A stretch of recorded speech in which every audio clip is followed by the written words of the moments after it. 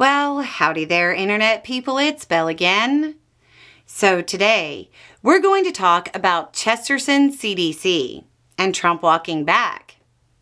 In what is becoming a very frequent event, more federal employees are being told their terminations were whoopsies. This time, it's hundreds of CDC employees. As it turns out, some of those programs and employees that were dropped under the guise of increasing efficiency were actually kind of important, and their unceremonious termination was in fact inefficient. A statement from Health and Human Services about the rehiring of more than 450 people said, quote, "The Trump administration is committed to protecting essential services, whether it's supporting coal miners and firefighters through NIOSH, safeguarding public health through lead prevention, or researching and tracking the most prevalent communicable diseases."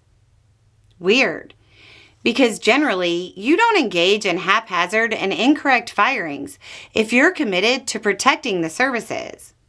It went on, quote, "HHS is streamlining operations without compromising mission-critical work.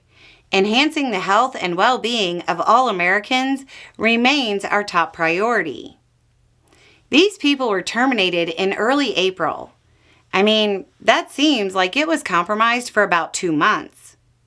The employees belong to the National Center for Environmental Health, the immediate office of the director, the Global Health Center, and National Center for HIV, Viral Hepatitis, STD, and Tuberculosis Prevention.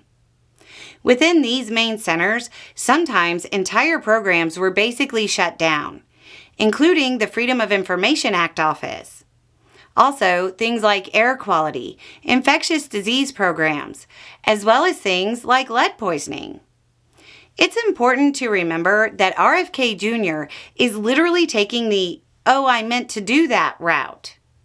In April, once it became apparent the CDC was firing people they would actually need, regardless of DOJ's inefficient process, the secretary said, quote, "Part of the DOJ, we talked about this from the beginning, is we're going to do 80% cuts, but 20% of those are going to have to be reinstalled because we'll make mistakes." That's a weird way to say that 1 out of 5 people fired shouldn't have been, even by their logic.